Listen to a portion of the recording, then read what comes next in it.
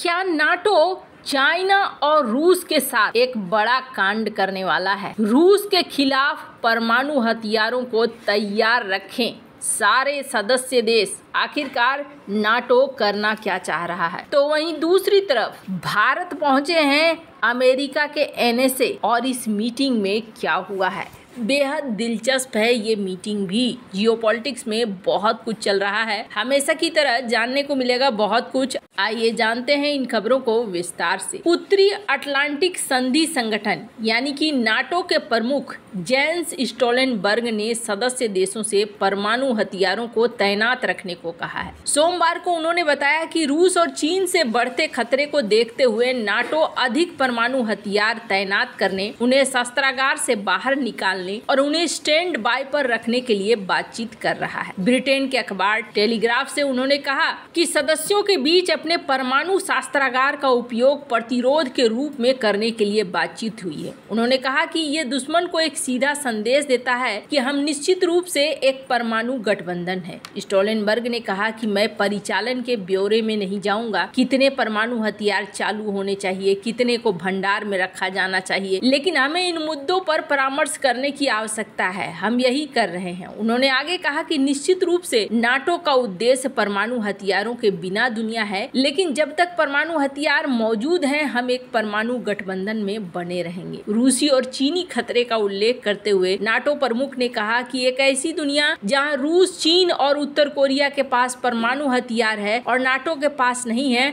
वो अधिक खतरनाक दुनिया है। स्टोल्टेनबर्ग ने पिछले सप्ताह कहा था कि परमाणु हथियार नाटो की अंतिम सुरक्षा गारंटी और शांति बनाए रखने का एक साधन है। रूस ने नाटो प्रमुख की टिप्पणियों को तनाव बढ़ाने वाला बताया है। क्रेमलिन के प्रवक्ता दमित्री पेस्कोव ने कहा कि ताजा टिप्पणियां स्विट्जरलैंड सम्मेलन में जारी की गई विज्ञप्ति के विपरीत प्रतीत होती है, जिसमें कहा गया है कि यूक्रेन के संदर्भ में परमाणु हथियारों का कोई भी खतरा या उपयोग अस्वीकार्य है। स्टोल्टेनबर्ग के बाद में रूस के आरोपों पर जवाब देते हुए क्रेमलिन भ्रम पैदा करने की कोशिश कर रहा है। उन्होंने कहा कि उनके बयान में नाटो के परमाणु प्रतिरोध के आधुनिकीकरण का उल्लेख था, जिसमें F-16 जेट को F-35 में बदलना, यूरोप में तैनात हथियारों का आधुनिकीकरण करना शामिल है। उन्होंने कहा कि लंबे समय से नाटो के इस रुख के बारे में सभी को पता है। वाशिंगटन यात्रा पर पत्रकारों से बातचीत करते हुए स्टोल्टेनबर्ग ने कहा कि रूस हमेशा ऐसी स्थिति बनाने की कोशिश करता है जिसमें वो नाटो को दोषी ठहरा सके, लेकिन असलियत ये है कि नाटो पारदर्शी है। रूस का कहना है कि अमेरिका और उसके यूरोपीय सहयोगी यूक्रेन को अरबों डॉलर का हथियार देकर दुनिया को परमाणु टकराव के कगार पर धकेल रहे हैं। राष्ट्रपति पुतिन कई बार परमाणु हमले की धमकी दे चुके हैं। उन्होंने कहा कि रूस तकनीकी और परमाणु युद्ध के लिए तैयार है और मॉस्को चरम परिस्थितियों में खुद का बचाव करने के लिए परमाणु हथियारों का इस्तेमाल कर सकता है। नाटो प्रमुख ने सोमवार को चेतावनी दी कि रूस का समर्थन करने के लिए पश्चिमी देशों को चीन पर प्रतिबंध लगाने की जरूरत है। उन्होंने कहा कि यूक्रेन को हथियारों के निरंतर राष्ट्रपति शी जिंग ने ये धारणा बनाने की कोशिश की है कि प्रतिबंधों से बचने और व्यापार को जारी रखने के लिए वे इस संघर्ष के पीछे हैं, लेकिन वास्तविकता ये है कि चीन द्वितीय विश्व युद्ध के बाद से यूरोप में सबसे बड़े सशस्त्र संघर्ष को बढ़ावा दे रहा है। साथ ही वो पश्चिम के साथ अच्छे संबंध बनाए रखना चाहता है। स्टोल्टेनबर्ग ने विल्सन सेंटर में कहा, बीजिंग दोनों तरह से नहीं चल सकता है। पश्चिम को चीन पर तब तक प्रतिबंध लगाने चाहिए जब तक कि वो अपना रुख नहीं बदल लेता है। चीन को इसके परिणाम भुगतने के लिए तैयार रहना चाहिए। अब ये जो रूप आप देख रहे हैं, ये रूप नाटो का दोनों ही देशों के प्रति देख रहे हैं। ऐसा माना जा रहा है कि क्या ये लड़ाई बहुत ज्यादा आगे बढ़ेगी, क्योंकि ऐसा नहीं है कि रूस चुपचाप बैठा हुआ है। रूस ने भी अपने परमाणु पनडुब्बी और युद्धपोतों को अमेरिका के नजदीक भेज दिया है। ऐसे में आने वाले समय में वहां पर कुछ आगाज हो जाए तो कोई बड़ी बात नहीं होगी। अब बहुत सारे ऐसे देश हैं जो कहते हैं कि फ्रांस जो रूस का समर्थक था, अचानक से रूस के खिलाफ क्यों हो गया। बात तो सही है, फ्रांस ने शुरू में रूस के साथ दोस्ती करनी चाहिए थी और इस युद्ध को भी नहीं आगे बढ़ाने की बात वो कर रहे थे, हमेशा से इस युद्ध को रोकने की बात कर रहे थे, लेकिन अब उन्होंने कुछ अलग ही बोलना शुरू कर दिया है। सबसे पहले हमने देखा कि फ्रांस ने ही रूस के खिलाफ बोलना शुरू कर दिया और यहाँ तक कहना शुरू कर दिया कि अगर जरूरत पड़े हमें यहाँ पर नाटो के सैनिकों को उतारना चाहिए। अब इससे एक चीज समझ में आ रहा है कि फ्रांस किसी चीज से दुखी है। किस चीज से दुखी है? तो फ्रांस के दुखी होने का कारण अफ्रीका के देशों से निकलता है। अफ्रीका के देशों से इसलिए निकलता है क्योंकि